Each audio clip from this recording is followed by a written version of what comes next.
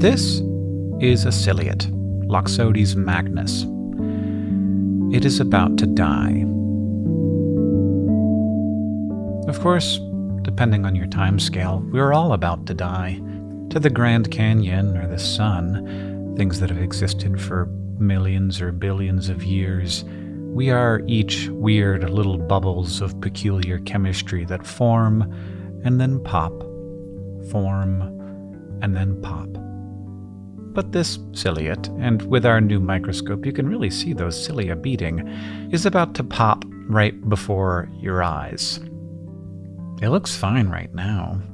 You can even see inside it its last meal, a Trachelamonas. So we don't think it's starving to death. It seems to be trucking along just fine. Loxodes magnus are microaerophilic organisms, preferring a low concentration of dissolved oxygen in their environment, but not too low. So maybe the concentration on the slide was too high, though we've witnessed many others who have been just fine in our preparations. So no, we can't tell you why this ciliate is about to die, but we can tell you that right here, that's where James, our master of microscopes, first saw something strange. The moment the ciliate shifted direction, a little trail of cell membrane and cytoplasm. No reason, nothing grabbed it. It didn't snag on anything, but a little bit of what was once part of the organism was suddenly no longer a part of it. That cytoplasm is full of complicated molecules that are what chemists would call far from equilibrium. Equilibrium is the situation in which chemicals no longer have a tendency to react over time. In general, a thing that you can say for sure is that all the stuff outside of living cells is either at chemical equilibrium or it is headed there, whereas stuff inside cells is not at equilibrium, and it's not headed there either. How are all these chemicals that, if left alone, would rapidly reach equilibrium, managing to not do that? Life. That is what life is. A bunch of chemicals that take in energy in order to keep each other from reaching equilibrium.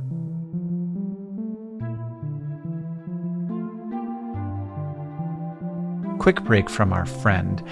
The way we define life in biology classes is wrong. It's not even really a definition. It's a set of qualifying factors. Life has to take in energy. Life has to reproduce. It must respond to its environment. It must consist of cells. This is not a definition. It's an attempt to draw a line, to create a boundary.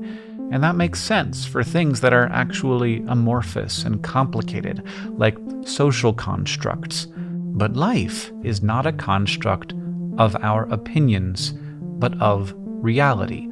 Life is a chemical system that uses energy to keep itself from reaching chemical equilibrium. Why do they do it?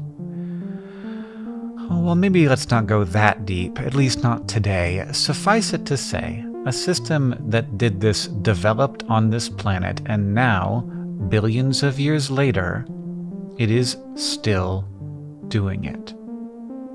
We have many things in common with this ciliate, and not to belabor the point, but one of those things is that we will die. You've probably noticed by now that this video isn't about what life is, it's about what death is. It's just that first we had to define life.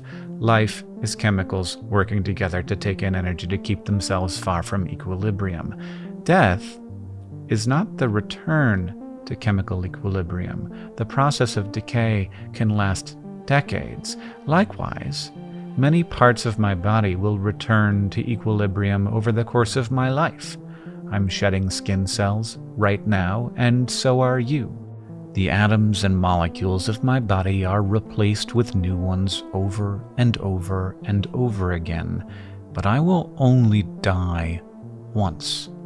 Likewise, our ciliate has been shedding cytoplasm and cell membrane for minutes now, and that shed cytoplasm is dead, no doubt, but the organism lives. Its chemistry continues, for now. Death is the moment when the system that maintains the far from equilibrium state ceases existence, and we can imagine that at many scales. That can happen to individual bits of an organism, as it is happening to the chemicals spilling out of our Luxotes right now. It can also happen to an individual cell in an organism, and that happens all the time. It is happening right now inside you. It can also happen to an organism. That's what we usually think of as death, with our focus so often on the individual, but we can keep moving up the scale and find yet other kinds of death. When a common genetic system that was useful for keeping many similar but individual organisms alive ceases to exist, that is an extinction, a kind of death. And when the system that has kept all life on Earth far from equilibrium for billions of years, that system that we all share of nucleic and amino acids, when that ceases to exist, that will be something else. A terrible kind of death that we do not even have a name for. But it will be a death. The largest death, I suppose, until heat death, when everything in the universe has found equilibrium.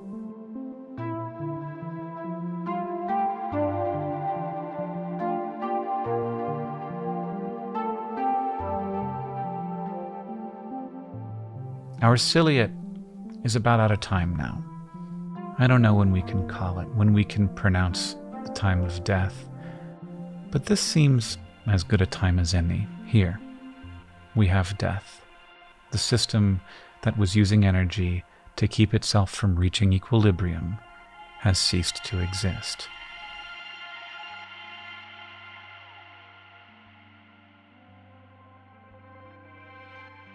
Thank you for coming on this journey with us as we explore the unseen world that surrounds us.